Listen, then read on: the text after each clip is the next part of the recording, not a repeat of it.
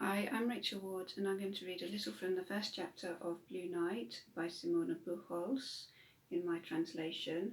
This was published by Orenda books in 2017 and it's the first to be published in English in the Chastity Riley series set in Hamburg. Candles all round, please. Under a dark sky, the engine gives one last cough, clears its throat like an old man, then floods. I get out, sit on the rusty gold bonnet and raise my face to the heavy cold air. Cigarette. First things first, I'm going to smoke this damn fog dry. A weekend in the country, bullshit. What was I thinking? It was a bloody stupid idea in the first place. So much for get yourself a car, get yourself out, have a change of scenery. Bloody marvellous. The car's a heap of junk and my driving's worse than a cow on ice, which means if I want to drive anywhere, nobody will come with me, so there's nobody but me. I can deal with that in town, better than anywhere else anyhow.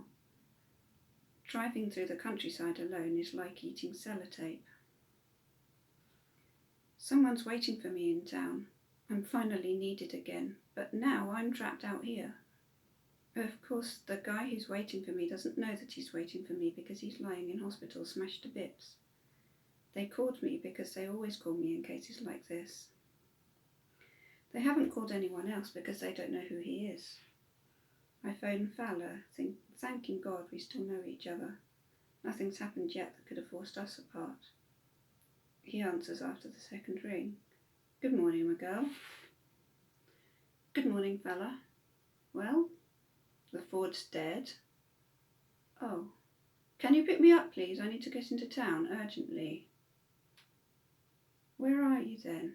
In the middle of fucking nowhere, I say. Where exactly?